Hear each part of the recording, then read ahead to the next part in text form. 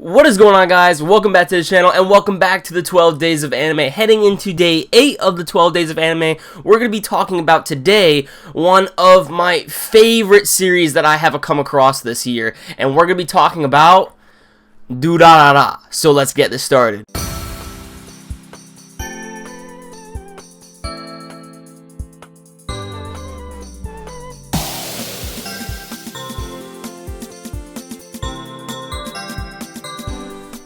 I can't tell you how much fun I had with this series, especially doing live reactions to this series.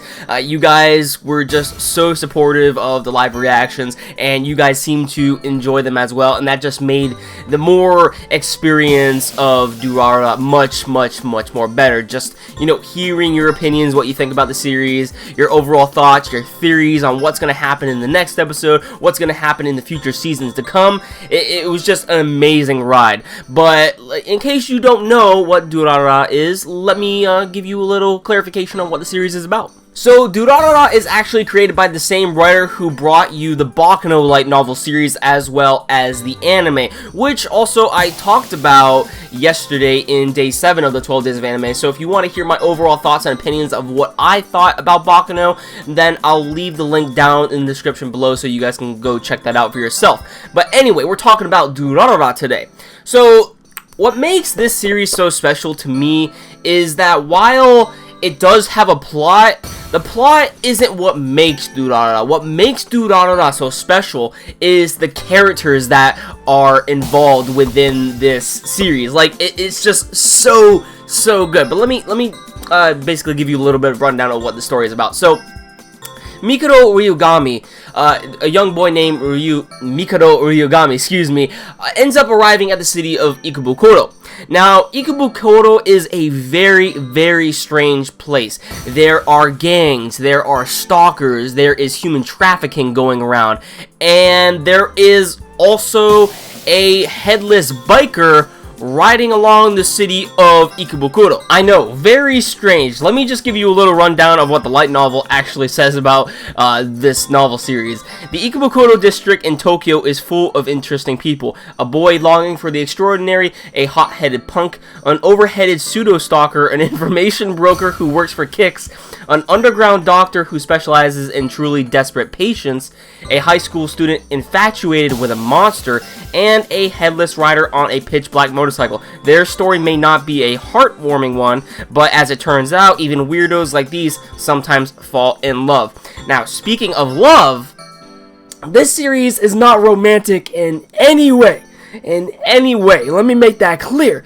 What this series is about, what the Durarara series is about, is that all of these characters within the series that you come across, they are all connected in some way, and they all have their own view of what they think of love, and it's not the romantic love like I said before. Like, this series has a more realistic turn on what love is, especially realistic characters on like what actually people react and how they actually act in the real world and whatnot, because the way they view love in this anime is that love is very twisted, corrupted.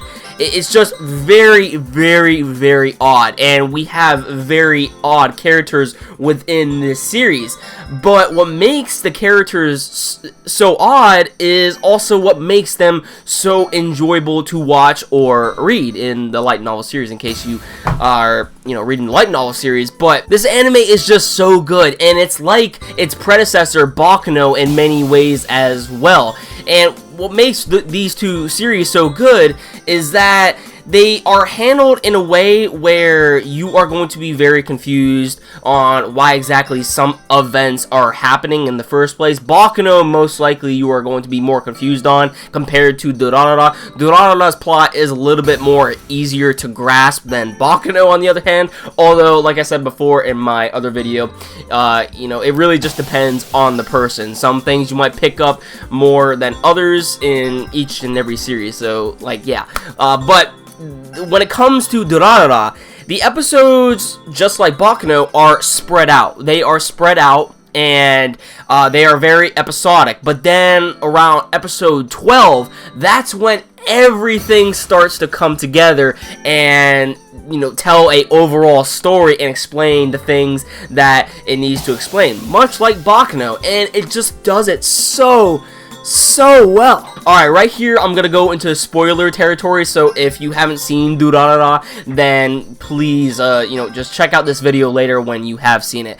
So when it comes to my favorite characters of this series, number one easily goes down as Shizuo. He is very hot-headed, he is a strong character, he is just... He's dumb in some ways as well, especially how he acts, but how he handles things is just so funny, and I can't get enough of Shizuo. Shizuo is awesome.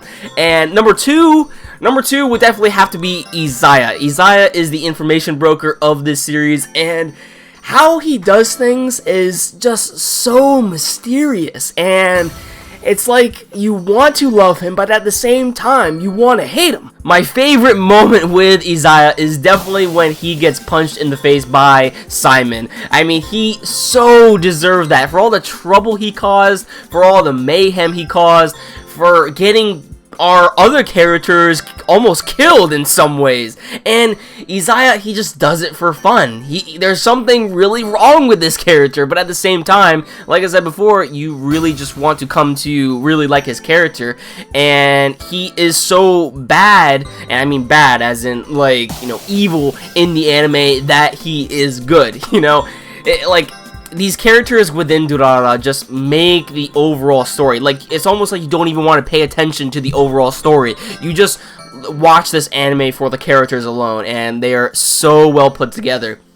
And, you know, Durarara, I've watched the first season of Durarara, I've caught up to the second season as well, and we also, next year, have the final core of the second season of Durarara Ketsu, coming out pretty soon, so I am so excited for that. I'm so excited to review that series as well. Like, I just want more Durarara. You know, I remember seeing this show on Toonami a long time ago, and I knew about the series, and I knew how good it was, but finally, when I actually got to sit down and watch it, I just, like, fell in love with this series instantly, like that. Like, it was so good, and now I finally realize how good it is. Although, like Baccano, Durarara isn't a series that everybody can get into, because, like Baccano, it has a very confusing way on starting out the series, because all these episodes are spread out. But finally, if you do end up watching the show to the very end, the show ends up coming together, and then all is explained in the later parts of the episode. But most people cannot get around that. But definitely, if you haven't seen Durarara, you really have to try to at least keep up with at least 6 episodes, at least 6, because that is when things start to get really interesting. And then on episode 12, everything is explained, and it just makes you more engrossed in the series of Durarara as a whole, and then you'll start wanting to watch the second season of Durarara. It really is an amazing series that everybody should check out. But yeah, I am just super excited for the final core of the second season of Durarara. I just really want to experience more of this series and just get the questions that I have for the series finally answered, hopefully, because I know that, you know, this series does have a long list of volumes that are in the light novel series, so I don't even know how far we're into the light novel series, really. But if anybody wants to let me know down below how far we are actually into the light novels, like if we are catching up or if we are really far behind, let me know in the comments down below. But yeah, definitely you guys have to check out this series. This was an anime that really made 2015 really special to me. I really enjoyed this series, and especially, like I said before, hearing your comments on what you thought about my videos of Durarara, it just really was an awesome experience and made it much more enjoyable. In the description down below, you'll find my playlist of my live reaction series of Durarara. You will also find the psychology of Izaya. Izaya is a major character in Durarara, but if you guys haven't checked it out, you know, it really is just a video that goes over his personality and how he handles things in the Durarara series, and I try to psychologically diagnose him. So yeah, if you guys want to check out that video, it'll be in the description down below. If you like this video, please give it a like. Let me know in the comments down below if you are as excited as I am for the final court of the second season of Durarara. And if you want to stay up to date to my future content, please hit the red subscribe button below, and you'll never miss a video from me. That about does it for this video, guys, and I'll catch you all in the next one. Have a great day.